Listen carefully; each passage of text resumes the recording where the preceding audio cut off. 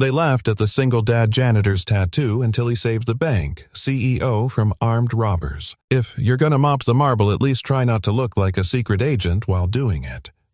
The words echoed through the gleaming lobby of Hawthorne Trust, followed by snickers from a pair of junior analysts in tailored suits.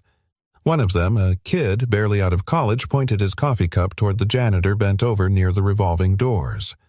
I mean, seriously, look at that tattoo. What's that even supposed to be? Illuminati janitorial division? More laughter. Loud. Deliberate. But Caleb Shaw didn't flinch. He ran the mop in slow, deliberate strokes left to right, never missing an edge. His posture was steady, his shoulders square, the only movement coming from his arms.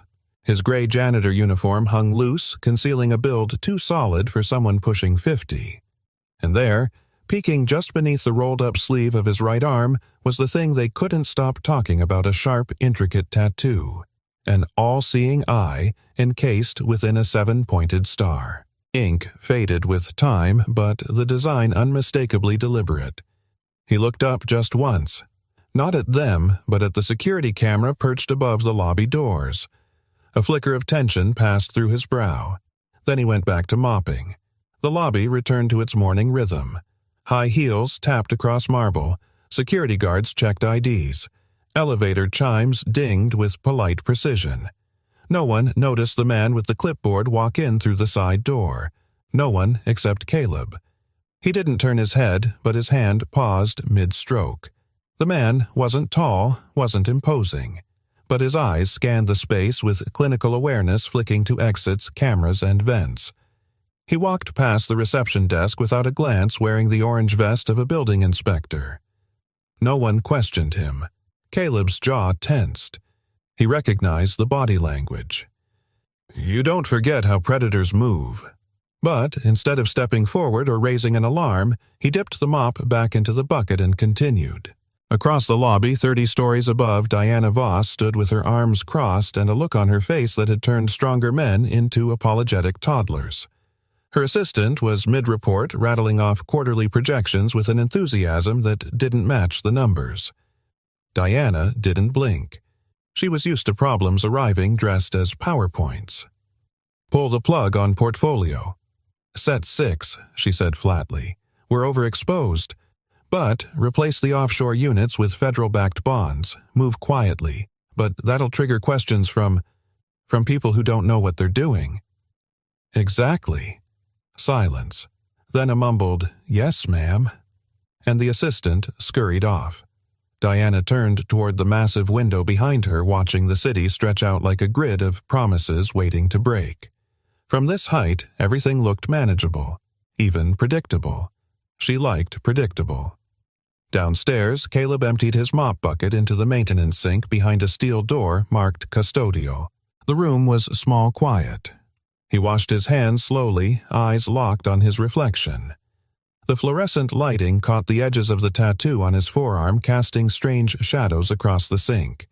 He ran a finger along the ink, then rolled his sleeve down. Always 3 turns. No more, no less. A voice crackled over the building's PA system. Attention, scheduled maintenance on the upper HVAC system will begin at 11:00 a.m. Access restricted to authorized personnel only. Caleb listened and frowned.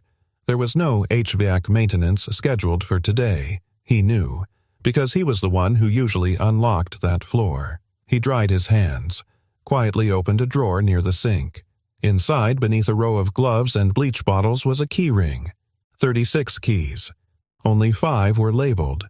His fingers hovered above the second unlabeled one. He took it.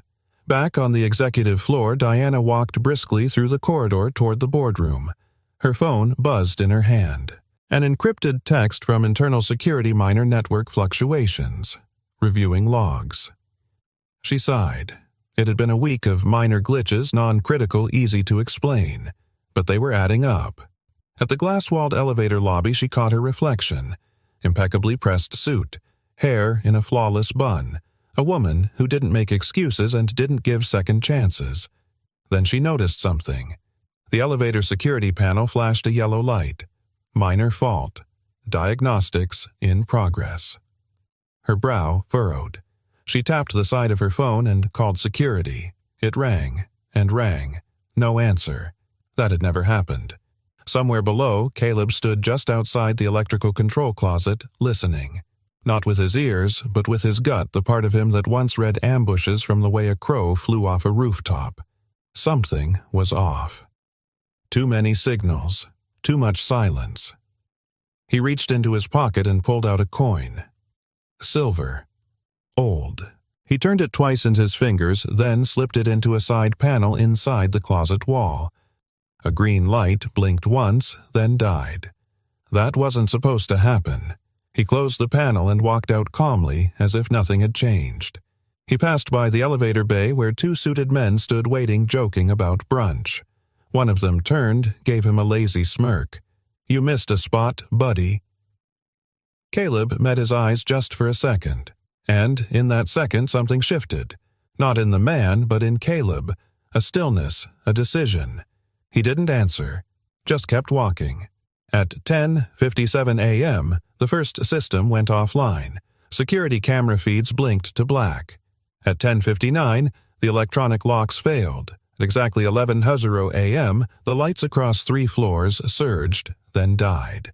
Silence followed. Then a crash. Screams. Somewhere far above on the executive floor, Diana Voss's phone buzzed again. But this time it wasn't a security update. It was a single message. "We're in." And down in the service corridor, Caleb Shaw took off his janitor badge, tucked it into his back pocket, and whispered 4 words, "Don't make me remember." You'd think someone with that tattoo would know how to sweep. The words cut through the morning like a dull knife through dry bread, meant to sting, not to slice. Laughter followed, bouncing off the polished marble of the 12th floor staff lounge. Caleb Shaw didn't respond. He kept his head down, pushing the industrial vacuum across the floor in even practiced rows. His movements were mechanical, measured like someone cleaning not just the floor, but the space between memories. Near the espresso machine, 2 junior analysts chuckled over their designer coffees. One of them, Marcus Klein, nudged his friend and nodded toward Caleb.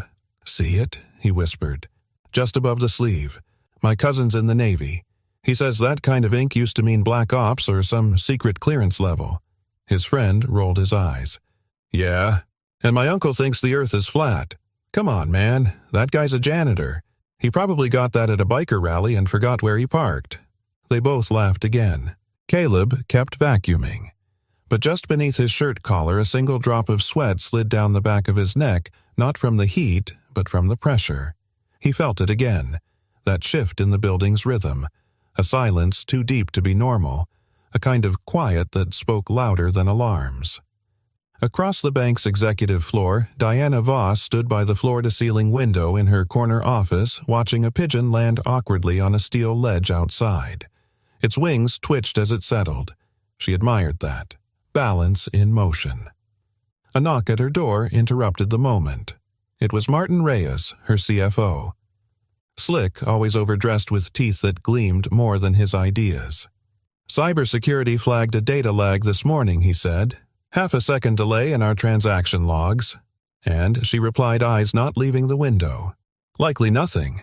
Routing glitch. But protocol says we escalate anomalies." Diana turned slowly.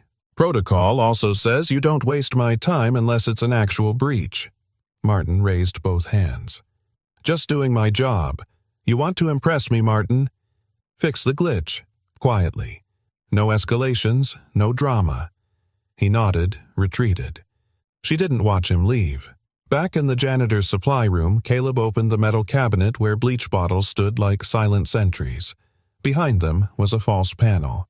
He reached inside and pulled out a narrow black case the size of a stapler. He didn't open it, just stared at it. The last time he'd touched this case, he was in another country, another life. A team of 6. 3 returned. 2 in pieces. 1 didn't make it past sunrise. He slid the case into his utility cart, then picked up his mop and returned to routine. By 10:15, the break room was buzzing with mid-morning energy barista-grade coffee-lazy gossip and the illusion of invincibility. At a corner table, a temp named Valerie was showing off a blurry phone photo to 3 interns. "This guy," she said, zooming in, Our janitor. I caught the tattoo when he was refilling the sanitizer dispensers. Like, what is that even? One intern squinted. Looks military.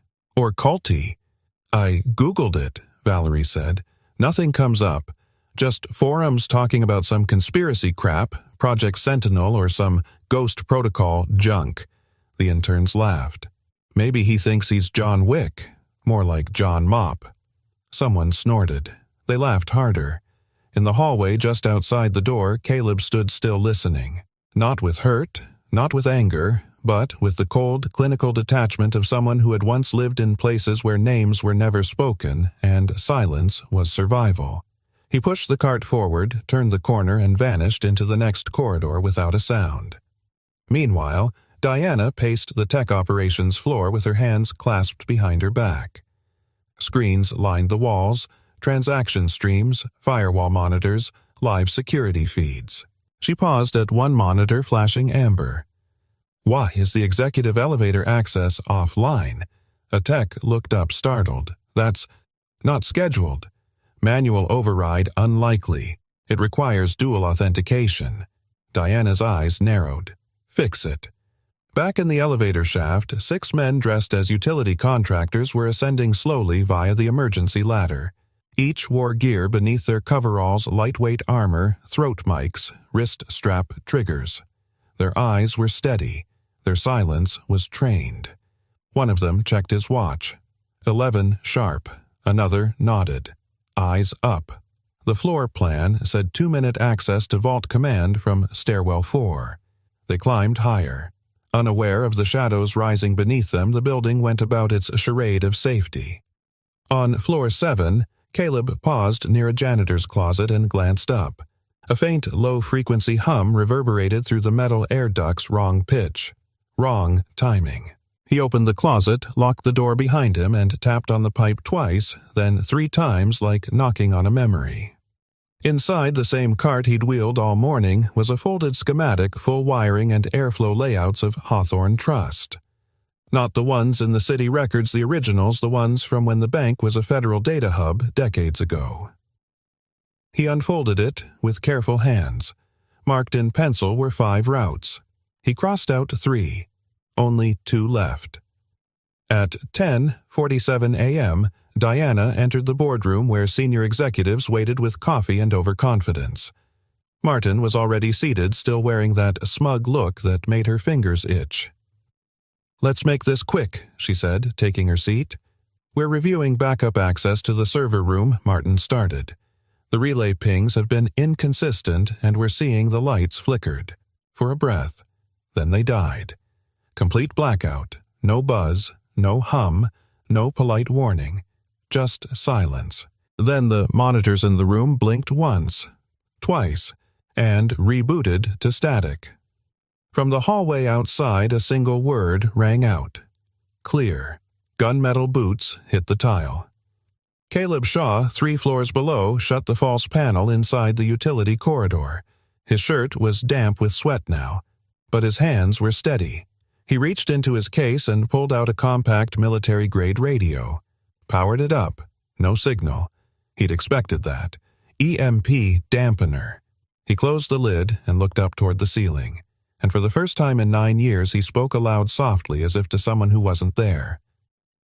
"I never wanted to come back." He stepped into the darkness. At precisely 10:52 a.m., the lobby of Hawthorne Trust was quiet enough to hear the hum of the espresso machine as the last cappuccino hissed to life. A woman in a navy pantsuit smiled politely as she passed the security desk. "Printer's still down," she said, waving her visitor badge. The guard nodded, distracted by a crossword. "Third one today," he muttered.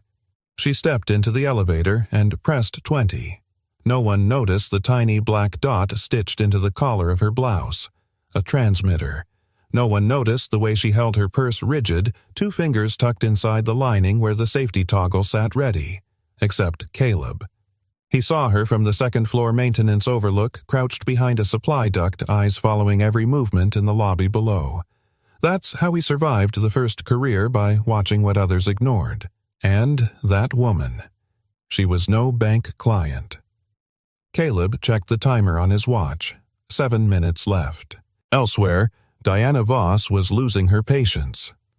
"Martin," she said coldly, "why is there a third unregistered floor access today?" Martin Reyes looked pale beneath the boardroom's emergency lights flickering like a dying heartbeat. Could be a misread. Bad badge ping. Happens sometimes. "No, it doesn't," she snapped. "Not on my floor. Not with this timing." He tried to smile, but it didn't reach his eyes. "You're being paranoid." Diana stepped closer, voice lowered. "I made my career betting on patterns no one else saw. I'm not paranoid. I'm precise."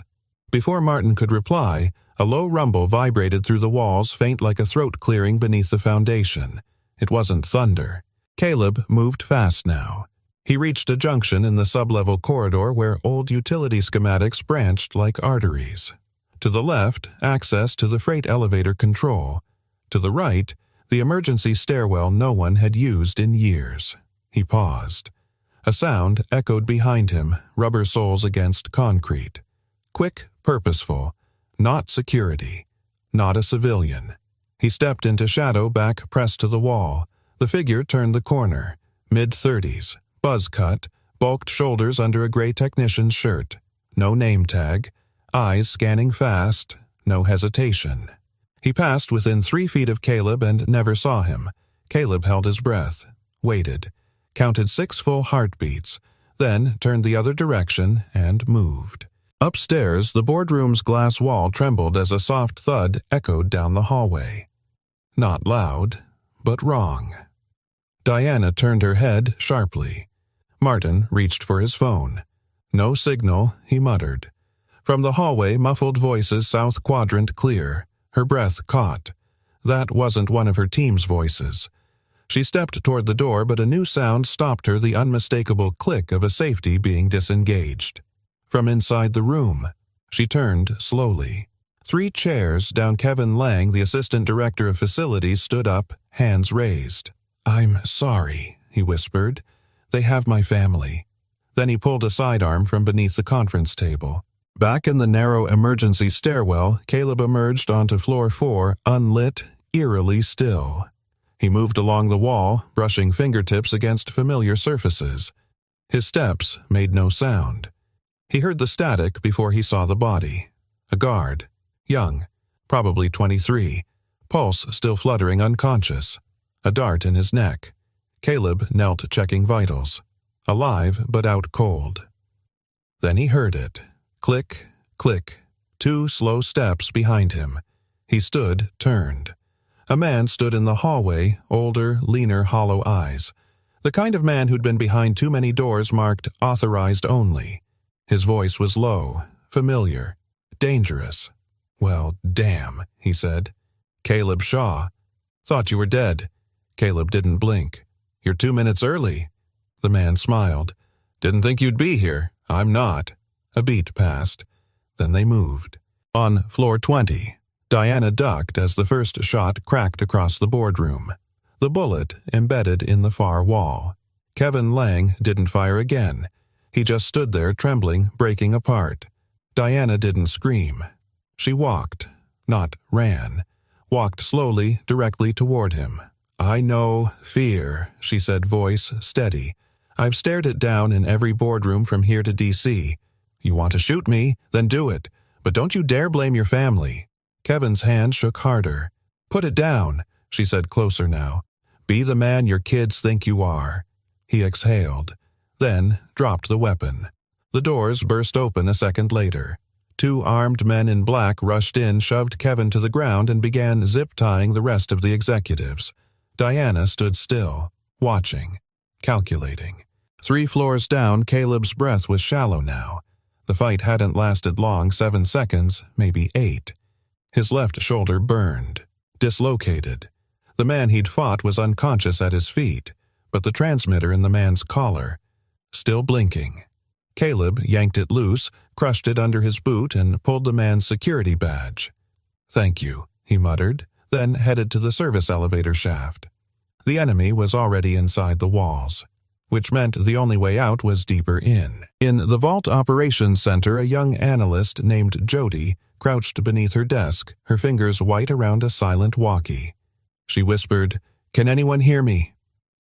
Anyone. There was only static, until suddenly a voice cut in deep and calm. "If you're still breathing, stay low. I'm coming." Jody froze. Who is this?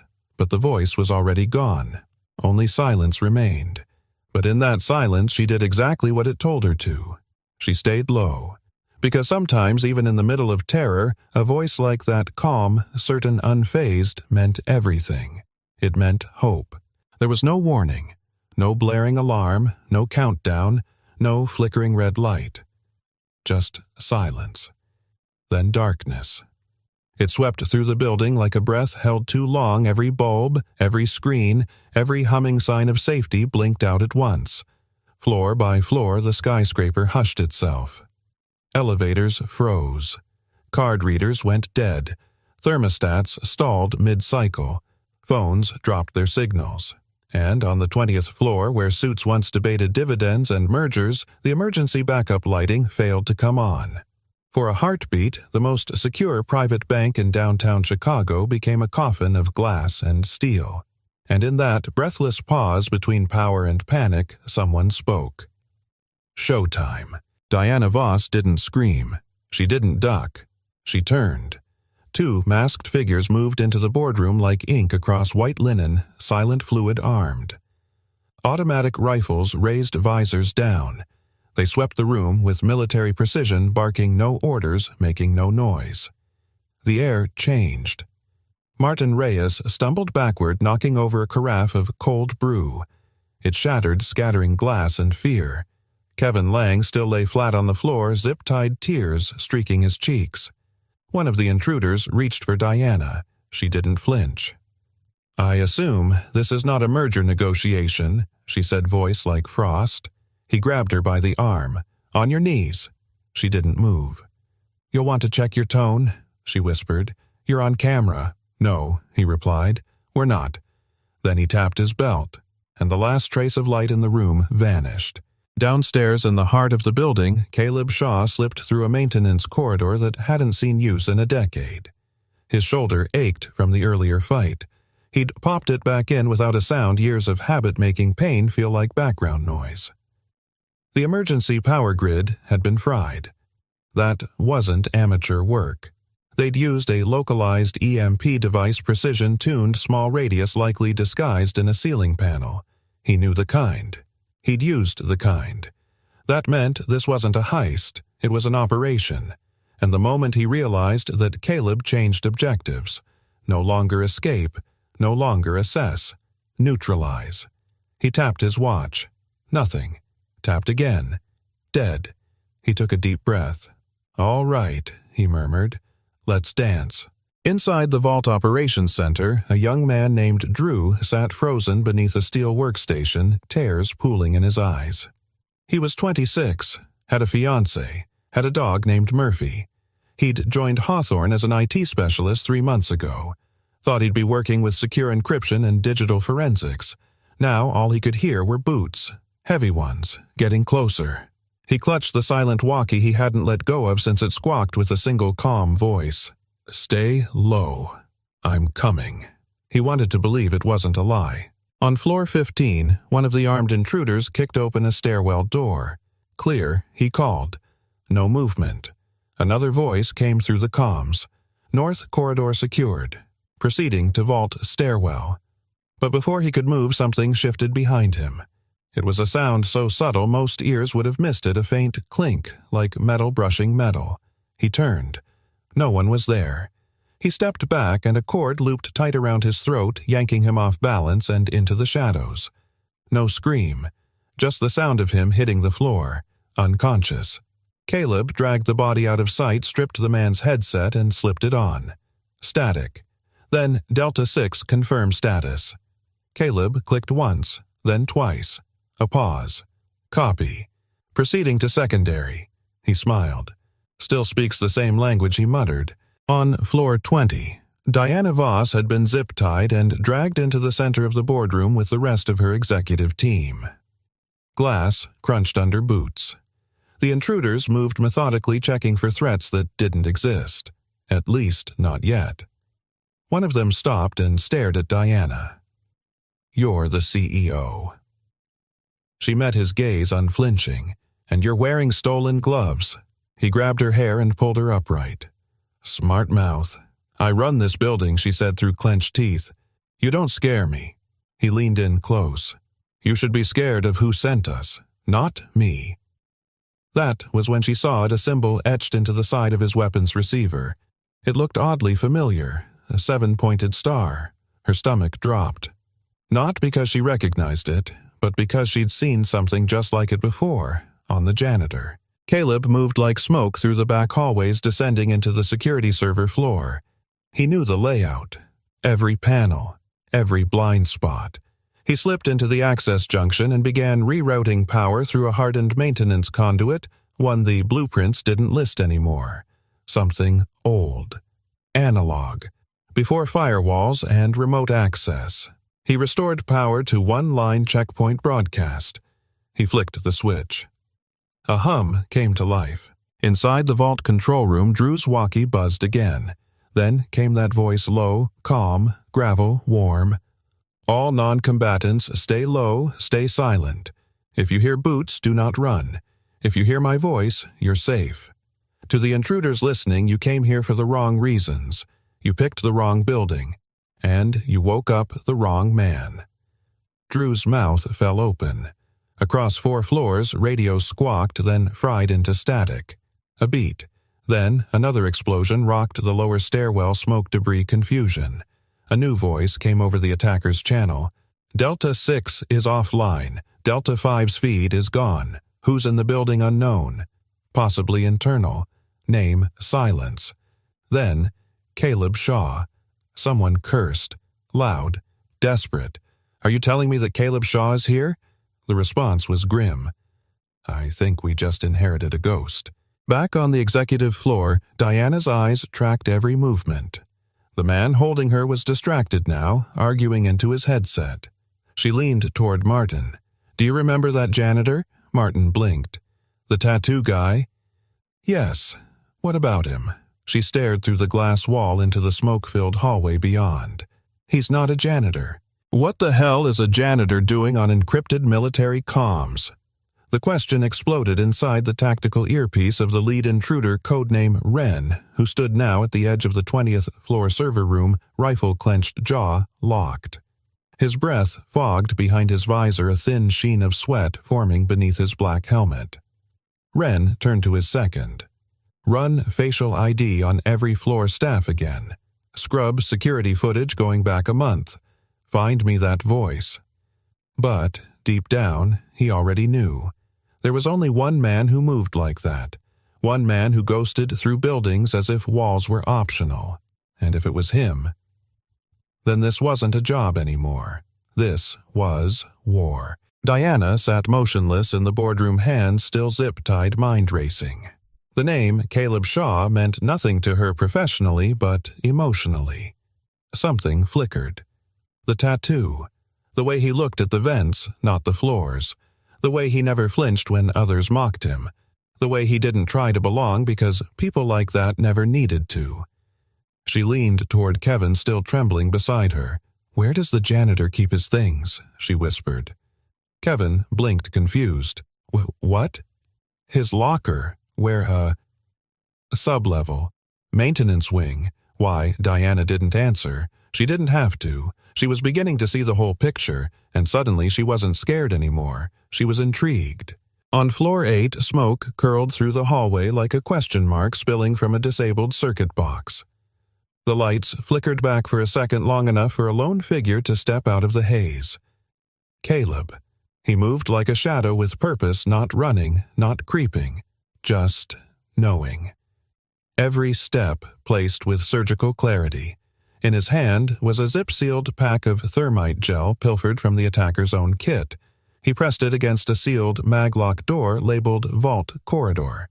Secured access only, then backed into cover. The gel ignited with a low hiss. The door didn't just open, it surrendered. Inside the vault corridor, 2 armed intruders turned at the sound. One raised his weapon. Too slow. Caleb hit the first man with the blunt edge of a repurposed wrench he'd turned into a baton. The strike was fast, precise base of the skull. He crumpled. The second fired. Muzzle flash lit the narrow space. Caleb dropped low, spun beneath the shot, and came up with the wrench again, this time striking the rifle's magazine release. The clip dropped to the floor. 2 more hits. Silence. He stood over them, chest rising slowly. One of the men stirred. Weak, afraid. "You're dead," he rasped. "We saw the footage." "Rouen." Shadow 9 didn't make it out. Caleb crouched beside him, voice low. "Rouen took everything from me," he said, "but I'm still breathing. You know what that makes me?" The man didn't answer. Caleb leaned in closer. "It makes me your worst mistake." Then he pressed the man's own earpiece, whispered into it, "2 down. Your move." Back in the command center, Wren clenched his fists. "This isn't possible," one of the techs muttered. "He's not in the system. No record, no clearance." Wren hissed through his teeth. "That's because his record was burned. He's not supposed to exist." Another voice broke in female quiet. "Diana Voss." "You're chasing a ghost," she said, standing now with her chin raised despite the restraints. "And I think you know it." Wren turned toward her. "You're awfully calm for someone one wrong move from dying." Diana tilted her head. "If he's who I think he is, you're the one who should be scared." On floor 3, Caleb reached a security access panel behind an old elevator maintenance shaft. He tapped a sequence with the trembling fingers, one he hadn't used in over a decade. A hidden panel clicked open, revealing a rusted drawer sealed with a biometric lock. He placed his palm against the reader. It took 3 seconds. Click. Inside was a sealed black box. Compact. Heavy. Etched on the side was the same symbol that lived on his forearm. A single eye inside a 7-pointed star. He opened it. Inside, a sidearm. Lightweight, untraceable. A communication bypass chip. And a folded ID card. The photo was old. He barely recognized the face. Agent C. Shaw, Sentinel Echo Program, status, Black Active, Level 0 Access. He stared at it for a moment, then slid it into his pocket. At that exact moment, a new figure entered the building from the underground garage, unarmed in civilian clothes, with a calmness that unnerved the local law enforcement stationed outside. He showed no badge, only a card with a silver crest. The officer in charge took one look and stepped aside.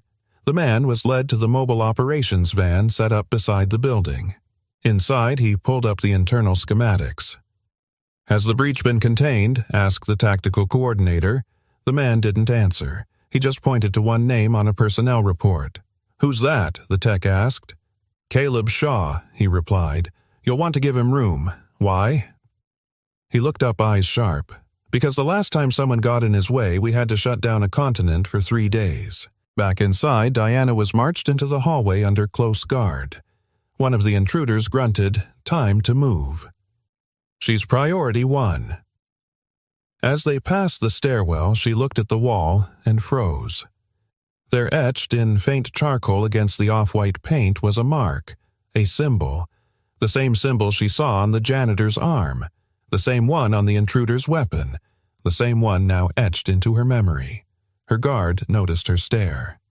"You know what that means," he sneered. She turned to him. "Yes," she said. "It means you're already losing." Caleb re-entered the service corridor radio pressed to his ear. He heard the chatter, heard the panic, heard the name Shaw spoken like a warning. Good. Let them feel it. He paused at a corner, checked his magazine, then checked the door across from him. A heavy steel blast door marked Executive Subsafe. Access restricted. Behind it, hostages. And Diana. He exhaled once. Steady, quiet, then stepped forward. Because sometimes the world forgets the ones who disappear into the background. And sometimes those are the exact men who save it. Not for glory, not for revenge, but because they made a promise a long time ago to stand when no one else could, and now it was time to keep it. Caleb Shaw sat alone in the dim light of the sublevel corridor, back pressed to the cold wall, shoulder throbbing from the earlier fight. His breathing was steady now, methodical. But his eyes, those quiet, haunted eyes, stared down at the open ID card in his lap like it was a ghost that had finally caught up with him. Agent C. Shaw. Sentinel Echo. Black Active. Level 0. He hadn't seen that name in years. Not like that. He traced the edge of the card with his thumb as if he needed to remind himself it was real, that he had once been something else, someone else. Above him, distant footsteps echoed through the service stairwell. The enemy was regrouping, searching, afraid. They should be. But Caleb wasn't moving yet. Not because of strategy, because of memory. It had been 9 years since Rouen, a remote compound buried in the canyons of Turkmenistan. A mission blacker than night. Operation Night Glass. 7 in 3 out. He remembered the smell of sand burned by gunpowder, the weight of his fallen team leader in his arms, and most of all he remembered the call that never came, the evac bird that never showed. They were left behind, sacrificed, and he made a choice that night, to live. But when he returned, there was no debrief, no medals, just silence, files erased, status deceased. Caleb didn't argue. He simply walked away. Back in the present, he tucked the ID back into his pocket and stood. The pain in his shoulder was sharper now, but pain had never stopped him. He pulled a thin, sealed packet from the lining of his janitor cart. Inside, an old photo, faded and creased. A woman and a boy, his wife, his son. He closed his eyes. "I'll finish this," he whispered.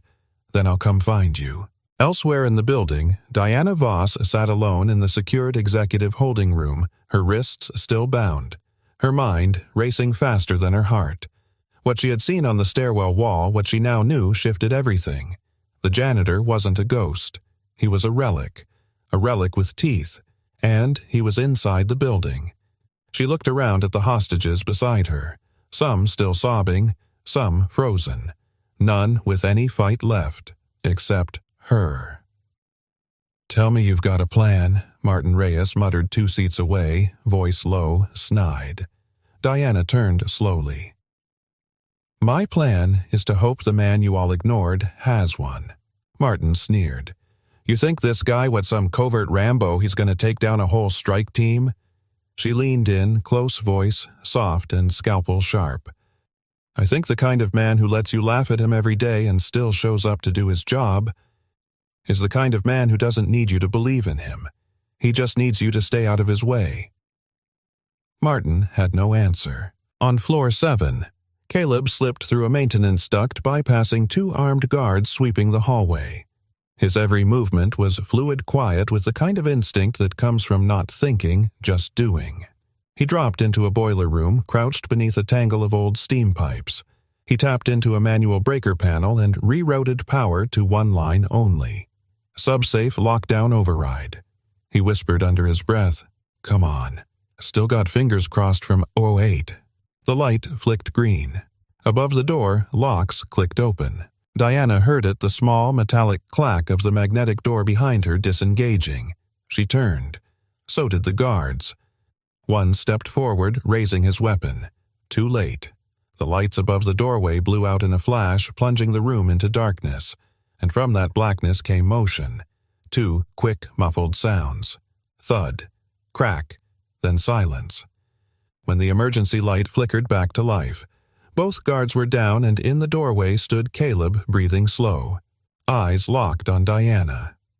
"You okay?" he asked, voice calm. She blinked. "You're late." He allowed a faint smile. "Wasn't on the schedule."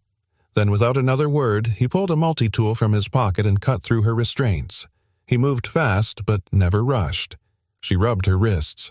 "How did you even—" "I was here when they built this place," he replied. "They just didn't know it."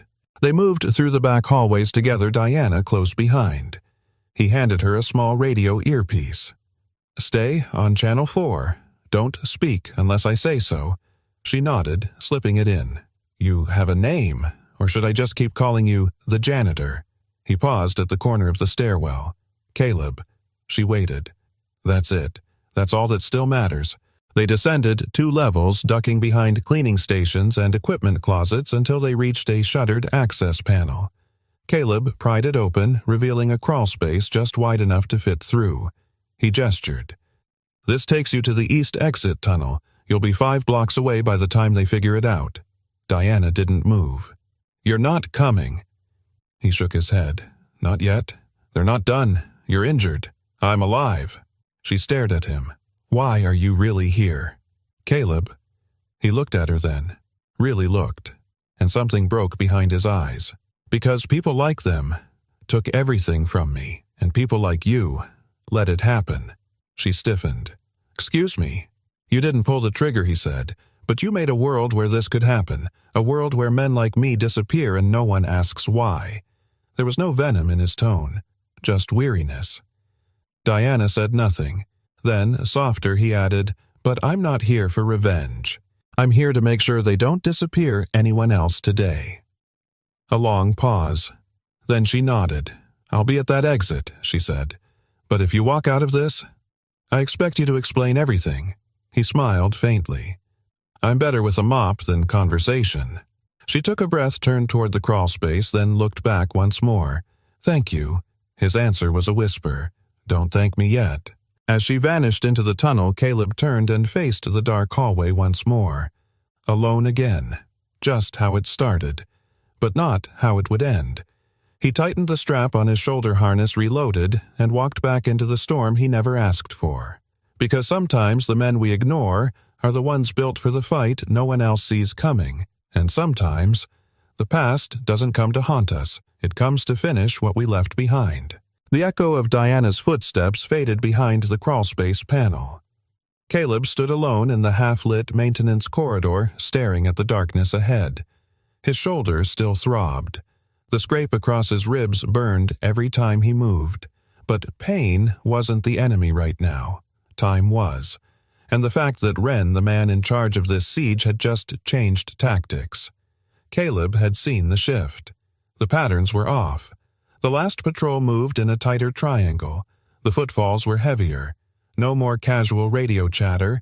They weren't just hunting anymore. They were reacting. And that meant they knew he was close. Good. Let them. On the 14th floor, Wren slammed his fist into the wall-mounted comms terminal, cracking the plastic housing. One of his lieutenant's sharp eyes, callsign Vox, stood nearby, arms crossed. He's thinning the outer ring, Vox said quietly. 3, gone in 20 minutes. No sound. No backup. Wren wiped sweat from his brow, smearing a streak of ash across his glove. He's not improvising. He's bleeding us. Could be bluff. Could be he's alone. No, Wren snapped. He's not bluffing. He's Shaw. Vox tilted his head. Then we need to cut the game. Wren stared at him. We bait him, Vox said. A long pause, then Wren grinned. The hostage room was quiet now, too quiet. Kevin Lang sat against the wall, eyes closed, muttering prayers he hadn't said since childhood. Martin Reyes sat beside him, breathing through his shirt like it would filter the fear. Others wept in silence. Until a voice broke through the speaker, calm, clear. Calculated. This is Command Unit. There has been a breach. One of our own has been compromised. He is armed and dangerous. The hostages froze.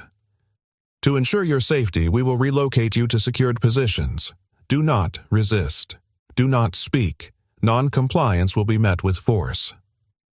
The door clicked. 2 armed men entered, but something was wrong. The way they moved, too cautious, too tense. They were afraid. That was when Martin whispered, "They're not moving us for our safety. They're moving us because of him." Kevin blinked, because of who Martin's voice dropped to a hush, the janitor. Meanwhile, 3 floors below, Caleb crouched over a disabled operative still breathing barely. A cold draft seeped in from the stairwell behind him. He clicked the comm link from the man's collar and whispered, "Wren." A pause, then static, then a voice. "Well, look who finally came home." Caleb didn't smile. "I didn't come for you, no. Ren replied. You came for redemption. Same as always. You don't know me. I know enough. I know Rouen. I know the body count. I know what they buried and who they blamed. You're not a ghost, Shaw. You're just the last man standing in a room no one wants to remember. Caleb's voice dropped to a whisper. Then why are you still talking? A beat of silence. Then Ren chuckled. Because you still care, and that means you still bleed. Diana moved through the east tunnel with controlled urgency. The passage was tight, low-ceilinged, lined with exposed steel and decades of dust. Her heels clicked until she kicked them off. She reached a security hatch marked Emergency Exit, Manual Release. She turned the wheel. Locked. She tried again. No movement. Then, behind her, came a voice. Now, why would you leave before the finale? She turned. Vox. Alone. Rifle slung.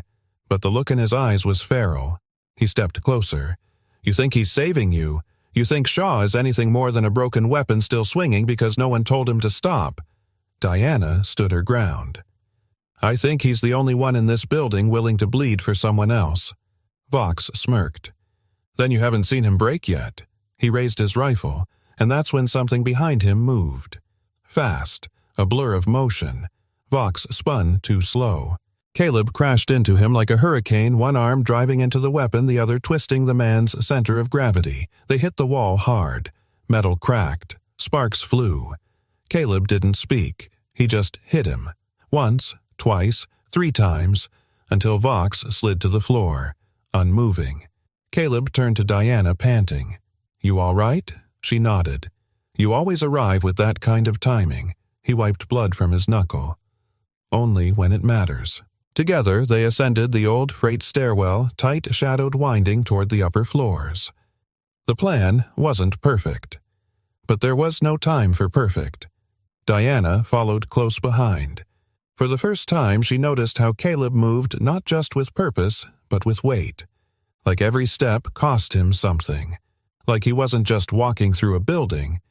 He was walking through memories. You okay? She asked softly. He didn't look back. I've been worse. She hesitated. What happened to them? He stopped, turned. To who? Your team. Caleb's voice dropped to a near whisper. They trusted the wrong people, got left behind. 3 made it out, 1 survived, and the others, his jaw clenched, buried in sand, alongside the truth. Diana looked away. I'm sorry. He nodded once. So am I. At the 18th floor junction, they paused. Caleb glanced at her. You don't have to come. Diana crossed her arms. You think I'm going to crawl through 2 miles of ducks and let you have all the fun? He almost smiled. Almost. They breached the floor. Gunfire erupted. Caleb moved first, dragging Diana behind a stone pillar. 2 hostiles flanked the hallway. He tossed a broken flash strip rigged with a maintenance LED and a compact battery. It popped, blinding. He moved through the light like it was air. 3 shots, 2 down. Silence. Diana stared at him. You were never a janitor. He looked back, finally letting the silence stretch. No, he said, but I needed to be someone invisible, before I could remember how to be useful. As they reached the end of the corridor, a steel blast door sealed before them. Behind it, Ren's voice crackled to life over the intercom. Welcome home, Shaw. Caleb stared at the door. No more hiding, he said. Diana stepped beside him. Then open it. He turned to her, voice low. Final. This ends tonight. Behind his eyes, the storm began to rise. The blast door groaned behind them, steel echoing like a war drum in retreat. Caleb led Diana down the maintenance stairwell, his hand still bleeding from the skirmish with Vox. Diana moved in rhythm behind him, boots scuffing concrete, eyes never straying from his back. She didn't ask what came next, she knew better now. Caleb Shaw wasn't a man who predicted outcomes. He survived them. The building rumbled. A muffled boom shook dust from overhead vents. Was that? Diana began.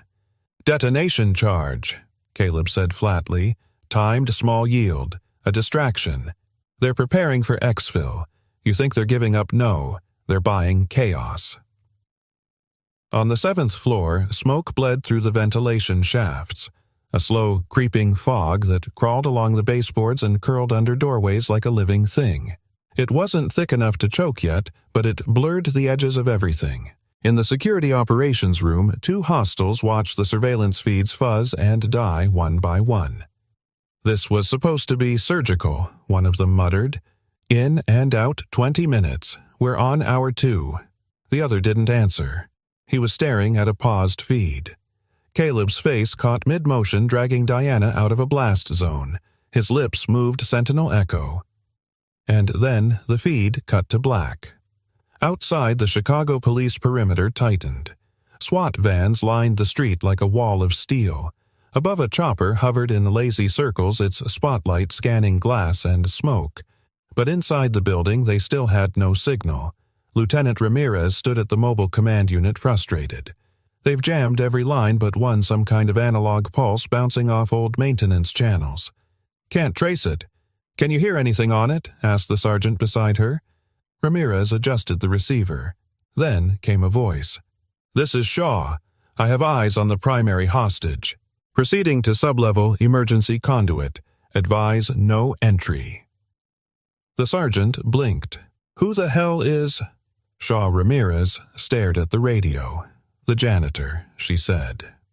Back inside, Caleb and Diana reached the base of the stairwell that led to the eastern mezzanine, an old, disused corridor that hadn't seen a light bulb change in over a decade. The air was thicker here, tinged with smoke and decay. Diana covered her mouth with her sleeve. "This is your shortcut." "No," Caleb said, checking corners. "This is my memory." "What does that mean?" He paused, letting the silence stretch. "This is where I came after my last op," he said. "Before I took this job. I slept here my first week. No lights, no questions." Diana looked around the claustrophobic space. "And now we're going back into it. Sometimes the only way forward is through the place you tried to forget." They reached the mezzanine junction. The corridor ahead was thick with low smoke rolling silent, deceiving. Caleb knelt, touching the floor. Heat's rising. They rigged something upstairs, maybe a burn, to trigger evacuation protocols. "You think they're trying to flush us out?" He shook his head. "They're not after escape anymore. They're after leverage." Diana tightened her jaw. "The data center."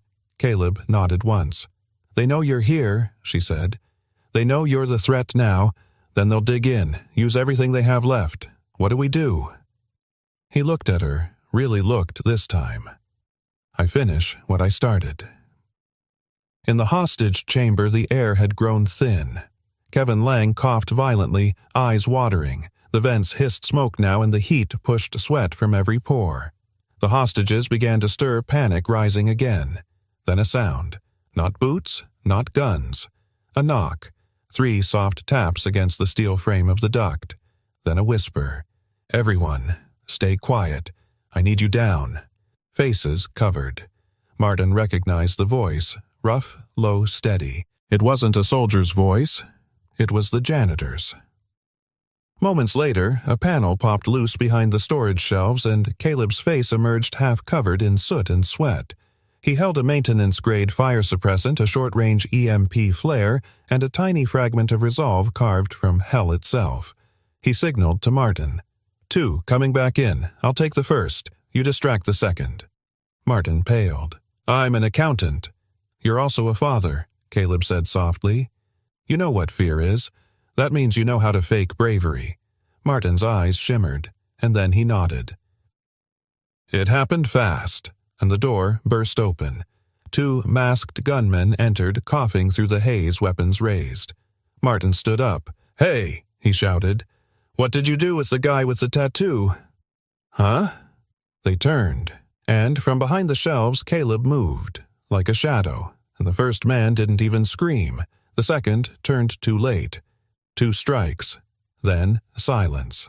Caleb locked the door and turned to the hostages. "Stay down. Help's coming." He moved toward the exit. Diana was waiting outside, holding her breath. When she saw his silhouette appear through the fog, her chest finally eased. "You good?" she asked. He nodded. For now. But overhead, a tremor shook the east corridor. Fire alarms blared. A voice echoed through the old PA system hijacked. Wren's voice. "This building has no heroes," it said, "only ghosts, and ghosts burn like the rest." The hallway ahead of Caleb lit red. The next floor was rigged, and they were going right into it. The emergency corridor was silent, unnaturally so.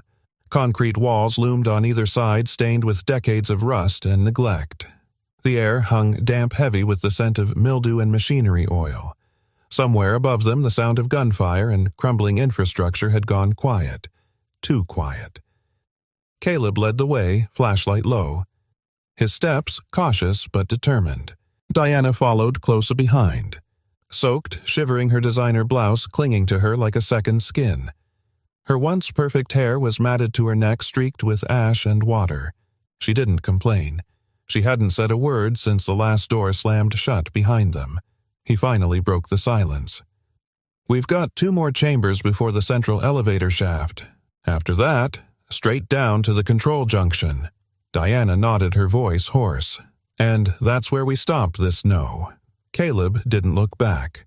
"That's where we finish it." They reached the first gate, a rusted bulkhead with a red wheel lock. Caleb tested it.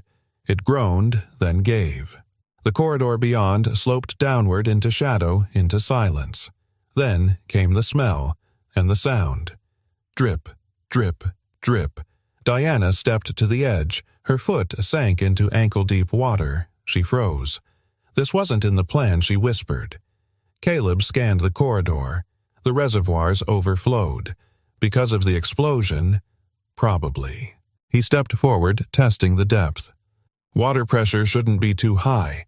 We stay close to the left wall." "How deep?" He paused. "Unknown." She hesitated. Caleb turned to face her, the flashlight beam catching the fear just beneath her calm. "You don't have to do this," he said. She met his eyes. "If I stop now, they win."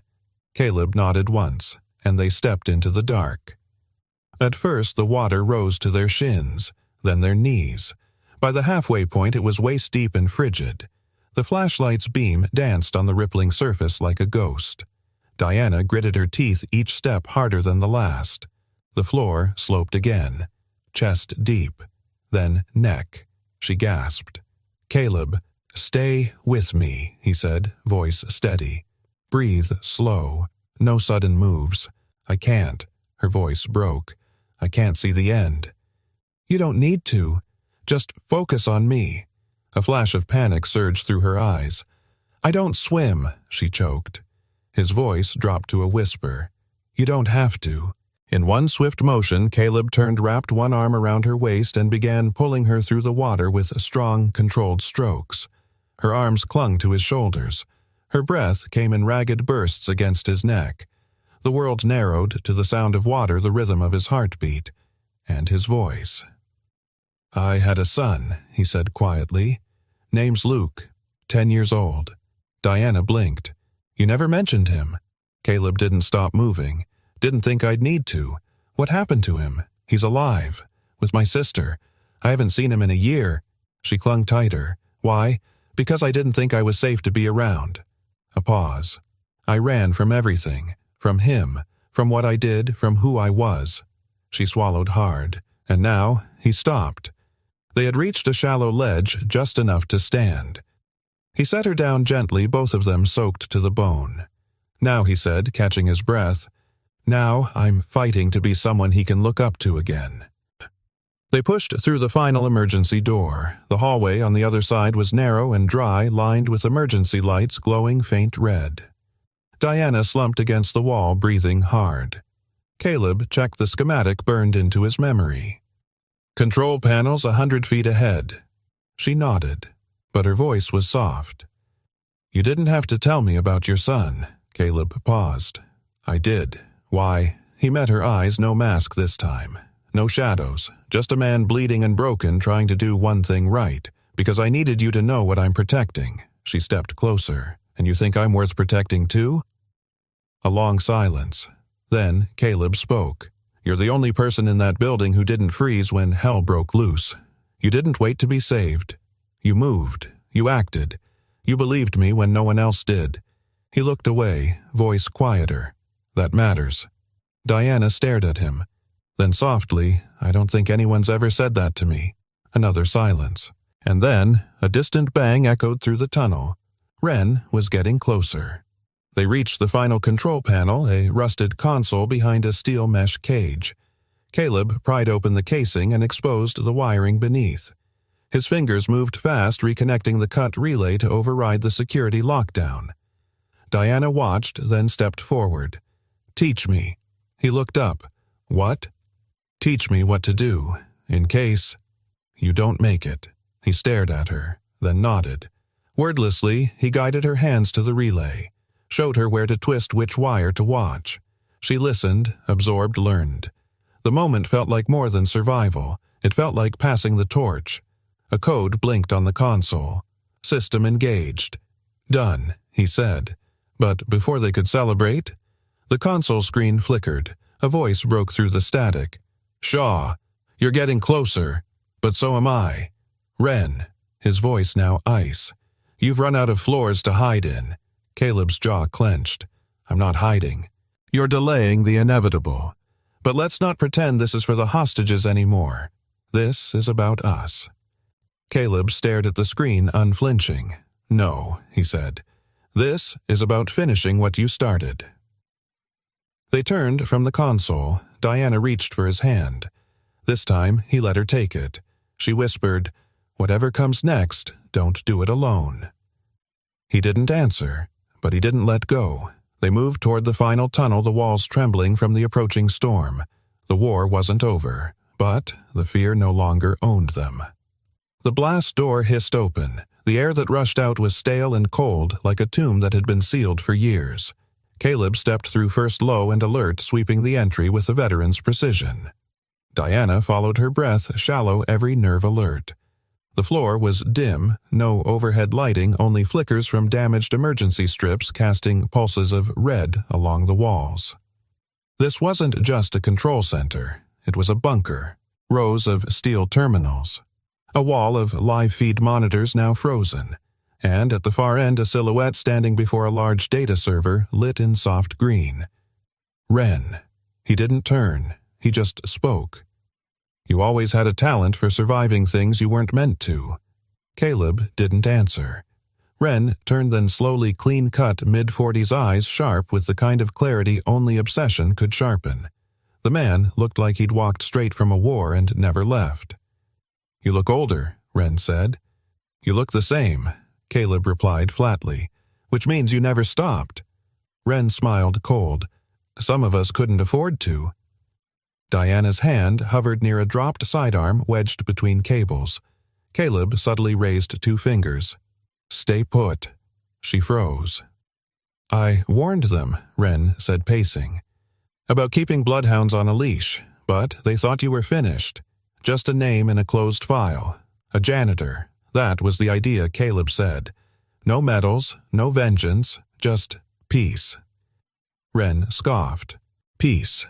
You think scrubbing floors absolves you, that your silence kept them safe." His eyes narrowed. "We buried 9 good men in Rouen because of your call." Caleb's voice lowered. "And I've carried all 9. Every day. But you came back from that mission different, Ren. You didn't mourn them. You turned them into a flag you wave when you want power." That struck. Ren's expression twitched. "I wave them," he whispered, "because no one else will. Because this world forgets too fast. Especially people like you, who vanish and let it rot." He raised a hand. And behind Caleb the server bank groaned.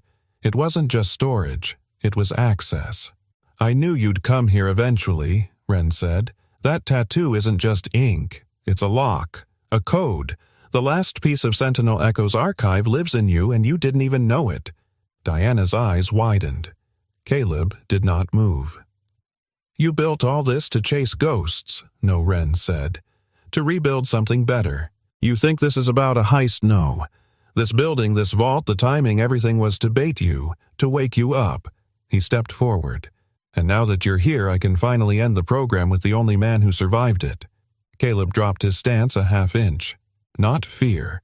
Readiness. Then the first shot rang out. Ren's backup emerged from the side chamber, 2 operatives with tactical gear moving fast. Caleb yanked Diana down just as the glass behind them shattered. He rolled into cover and fired 2 shots. Clean, one attacker dropped. The other advanced, spraying rounds toward the server column. Sparks exploded. Smoke billowed. Diana crawled behind a toppled console, blood running from a shallow graze on her forearm. Caleb charged. He ducked under a swing, tackled the second attacker to the ground, and disabled him with a precision strike to the throat. No hesitation, no room for mercy. Then silence, except for Wren's slow clap from the far end. "You always were efficient." Caleb's chest rose and fell. "You always talk too much." Wren pulled his jacket back, revealing a compact detonator. Diana saw it first. "Caleb." He turned. Wren's thumb hovered. "This isn't about winning," Wren said. "It's about making sure no one gets what they buried. If I can't build it, no one will. You pull that," Caleb said, voice steady, "and we all die." Wren's smile was sad. "No, you walk away. I end this. You disappear again. And she lives." He nodded toward Diana. A beat. Then Caleb did something unexpected. He stepped forward and placed his weapon down. "I'm tired of running." Wren froze. "I'm tired of carrying the dead, of hiding behind mops and boiler rooms." "You want my legacy," Caleb said, taking another step. "Here it is. I'm still standing, and I'm still choosing what's right." He reached his hand out slowly, palm open. "You can still stop this," Caleb said softly. "You don't have to burn everything down just because you lost your compass." Wren's face cracked just slightly. For a flash, the soldier underneath showed. Then he blinked and pressed the trigger. Click, nothing. Caleb moved. Too fast. He closed the gap, struck Wren's arm upward, dislodged the detonator. It flew across the room, clattering harmlessly into the server racks. They fought. Old soldiers, familiar enemies. Not a brawl in unraveling. Fists, elbows, knee to gut, shoulder to steel. Caleb absorbed a punch that split his brow. Wren slammed him into a terminal glass, cutting skin. But Caleb didn't falter. He remembered Ruan. He remembered June. He remembered his son's face the day he swore he'd never raise a hand again unless it was to protect someone who couldn't. And so Caleb struck once, twice, final. Wren dropped, breathing but out cold. Silence reclaimed the room. Diana rushed over, hands trembling. "You're bleeding." Caleb exhaled. "Just enough to remind me I'm alive." She helped him sit. "You came here for redemption," she said. "Did you find it?" He looked at her, truly looked for the first time. "No, but I found something better. What's that?" He glanced at the server, the ashes of secrets, the absence of glory, a reason to stop hiding. Far above them, the first breach team from SWAT blew through the stairwell doors. Sirens echoed. Radios crackled. The building finally was coming back to life. But down here, in the eye of the storm, Caleb Shaw was still. Still breathing. Still standing. And still choosing. Not vengeance, not legacy, just what was right. The freight elevator groaned open on the main floor of Hawthorne Trust. Smoke still curled from vents. Emergency lights strobed along the edges of shattered marble. Dozens of hostages sat in loose rows, guarded now not by fear, but by SWAT officers checking pulses and calming nerves. Then came the silence. As Caleb stepped out of the elevator, every pair of eyes turned. Not because they knew who he was, but because they could feel it, the weight he carried. The way his presence changed the room, not loud, not proud, just steady. Diana followed close behind, her wrist wrapped with a torn strip of Caleb's sleeve. She limped slightly, but her eyes never left him. "Caleb," she said softly, "they'll have questions." He nodded. "Let them." The first to approach was SWAT Captain Jensen, a tall man with hard eyes and a Kevlar vest still dusted in drywall. He motioned his team to lower their weapons. "You the one who neutralized Wren?" he asked. Caleb didn't answer right away. Didn't do it for credit. Jensen stared. "I'm not offering a medal." "Good. A beat." Then Jensen's voice softened. We reviewed internal footage on the way down, your entry, the tunnels, the hand-to-hand takedowns, the flash strip in the East Corridor. He held up a tablet. On screen, paused in grainy black and white, was a frame Caleb kneeling over a hostage, shielding them from gunfire with his own body. Jensen turned the screen around. My team recognized that mark. Caleb didn't have to look. The tattoo on his left shoulder partially torn, bloodied, but unmistakable. The crest of Sentinel Echo, a special unit that no longer officially existed. Jensen stepped back a pace, then did something that froze the entire lobby. He stood tall, then slowly, without a word, raised his right hand. A full, solemn salute. Not to a janitor, but to a warrior who had never asked to be remembered. For a moment, no one moved. Then another agent followed suit, and another. A third, an older paramedic, stood quietly, hand over heart, tears shining in her eyes. Diana stepped closer, watching it unfold. "You didn't need a parade," she whispered. Caleb's voice was low. "I just needed to know it mattered." Outside, the scene had already exploded. News vans, police barriers, a sea of cell phones and microphones and flashing cameras. The chaos of curiosity.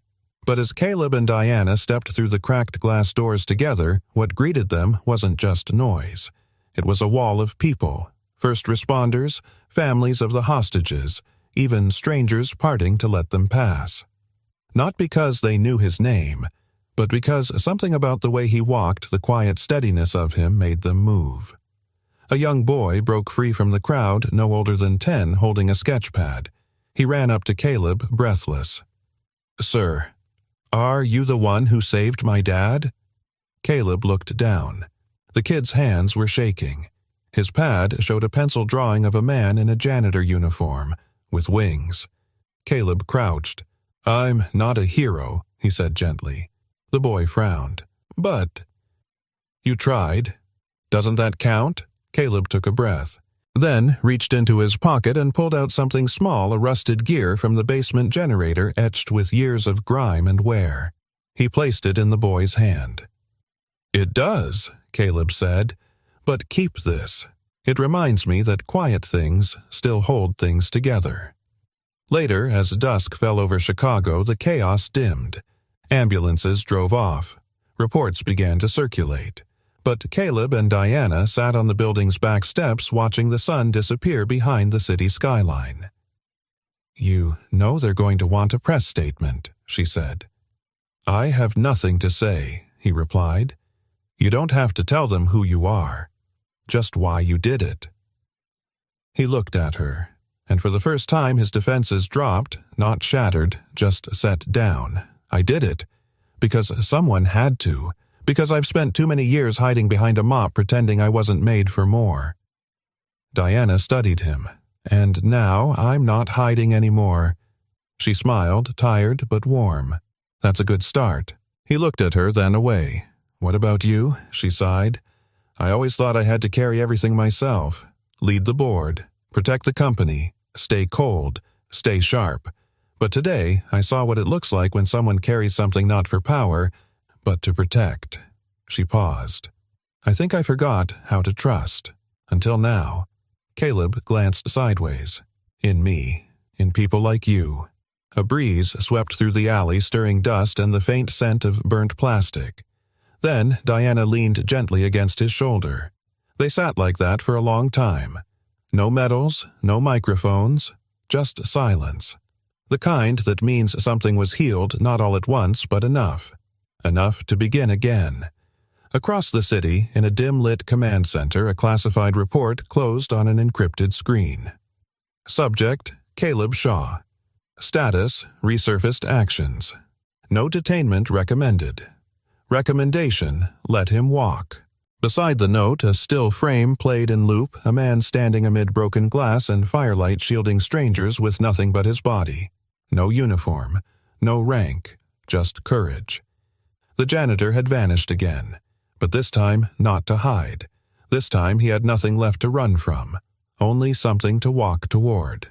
The fluorescent lights in the maintenance corridor hummed softly, casting long shadows across the floor as Caleb Shaw pushed his mop bucket down the hallway, Same slow rhythm, same worn boots, same uniform with a faded name tag.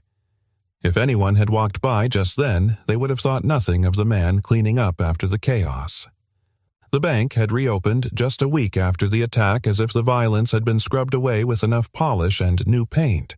But some things couldn't be cleaned off the walls, and some names couldn't be forgotten.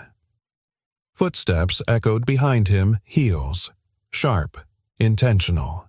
Still mopping floors, Mr. Shaw, Diana Voss's voice was quieter than usual. Not cold, not sarcastic, just searching. Caleb didn't turn. He reached into the bucket, pulled out a clean cloth, and began wiping the corner of a vent as if it mattered. "Some messes don't finish cleaning themselves," he said. "Takes a little longer for the invisible ones." She stepped closer. Her blazer was crisp, her posture poised, but something in her face had softened. She wasn't the woman who once dismissed him in passing. She wasn't the woman who only saw walls and numbers. She had bled, feared, and survived, and in that survival she had seen. "You saved this entire building," she said gently. "You saved me." Caleb shook his head slowly. "I did what had to be done." "That's what people like you always say," she replied, "but we both know it's not that simple." Finally he turned. His eyes held the weight of too many years and too many battles, some fought in silence, some still raging inside. "I didn't do it for recognition," he said, "or glory. I don't need a medal. I just didn't want anyone else to carry what I've carried." Diana hesitated, then stepped forward and placed a manila folder on the nearby bench. "This is a job offer," she said. "Not for janitorial work. It's a security advisory position with federal clearance. Discreet. You'd be doing what you're clearly born to do with pay and dignity to match." Caleb looked at the folder but didn't reach for it. "I appreciate it," he said after a moment. "Truly. But I already have a job." "A job," she repeated, baffled. "Caleb, you could—" He cut her off with a gentle smile. "I fix things, I clean messes, and sometimes I watch the world move on from the shadows. That's enough." Diana's voice caught in her throat. She studied the man before her, the same man who had pulled her from a flooded sublevel, who had bled in silence to protect people who never even noticed him. And now he stood before her calm, steady, ready to disappear again. "You deserve peace," she whispered. "You deserve more than just fading back into the walls." "I have peace," he said, "right here." Then without warning she stepped forward and wrapped her arms around him. It wasn't romantic. It wasn't dramatic. It was something deeper, a kind of reverence, a thank you too large for words. "I see you now," she murmured into his shoulder. He nodded against her temple. "That's enough." When they stepped apart, Diana gave him a small, sad smile. "You know, for a man who wants to disappear, you sure left a loud echo." He chuckled, a real quiet chuckle that hadn't left his chest in years. "Then maybe it's time folks start listening to the quiet ones." Later that morning, Caleb walked through the main lobby of the Hawthorne Trust building. The sunlight poured through the grand glass facade, casting golden beams across the floor. The place was humming with life again, employees chatting, phones ringing, footsteps clicking. But as Caleb passed, something happened. People stopped. One by one, they turned. There were no whispers, no snickers, no laughter about tattoos. Just silence and acknowledgement. The young teller who once mocked his mop now gave a respectful nod. The security guard who barely remembered his name offered a firm, wordless salute. Even the boardroom assistant who once filmed him for laughs lowered her gaze and mouthed "thank you." Caleb kept walking, and as he passed through the atrium, sleeve rolled slightly back from pushing the bucket, the silver and black tattoo peeked out beneath the cuff. The eye within the star. Not just a symbol anymore. A memory. A warning. A legacy. He paused by the door, looked back once, not at the people but at the space. The building. The lives still breathing because of a janitor no one ever noticed. Diana appeared at the second-floor railing above, watching him go. She didn't call out. She just placed her hand on her heart and nodded. Caleb stepped into the sunlight, shoulders squared, head high. Not a hero seeking glory. Just a man who stayed. Just a man who did what was right. And so, sometimes the quietest people carry the loudest courage. Not for medals, not for applause, but because someone has to stay standing when the world begins to fall. If Caleb's story touched you, made you feel something, or reminded you not to judge too quickly, let me know. Where are you watching from? I'd love to hear your thoughts in the comments below. If you're someone who believes that kindness, courage, and quiet strength still matter in this world, make sure to subscribe to the channel. We've got many more stories just like this. Stories that heal, that move, that remind us of what we sometimes forget. Thank you truly for spending your time here. Until next time, stay kind, stay brave, stay human.